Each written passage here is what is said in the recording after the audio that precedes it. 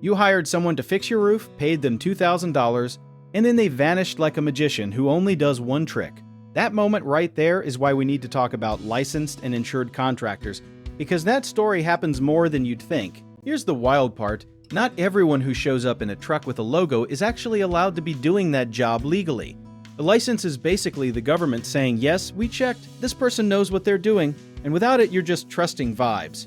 Now, insurance is a different beast, and people mix these two up all the time. A license proves competence, but insurance is what protects you when something goes sideways, like when a worker falls off your ladder and suddenly your homeowner's policy is sweating. The good news is you don't have to just take their word for it, because most states have a public database where you can look up any contractor by name or license number. Think of it like Googling someone before a first date, except this time the stakes are your kitchen and not just an awkward dinner. Every state handles licensing a little differently, which is honestly chaotic, but your state's contractor licensing board website is the place to start.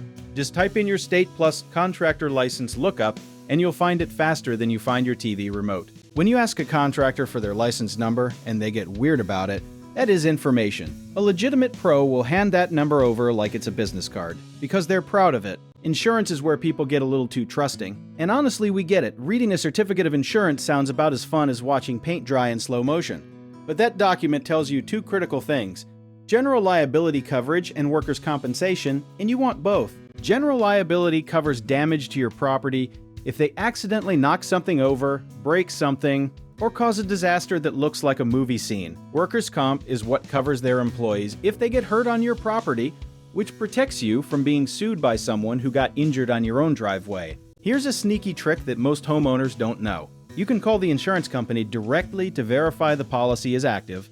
Contractors can hand you an expired certificate and smile the whole time, so one quick phone call saves you from a very expensive surprise. Some contractors are solo operators and might not be required to carry workers' comp if they have no employees, and that is actually okay in many states.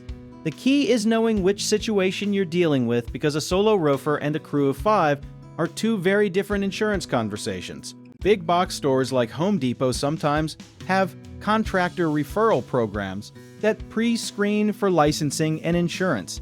And that's one shortcut worth knowing. Platforms like Angie or Home Advisors also do some vetting, though you should still verify independently, because trusting one layer of protection is so 2012. Permits are another clue that people completely overlook.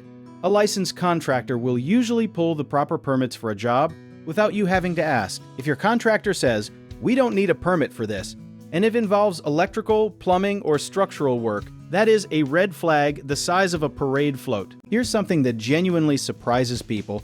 Unlicensed work can void your homeowner's insurance if something goes wrong.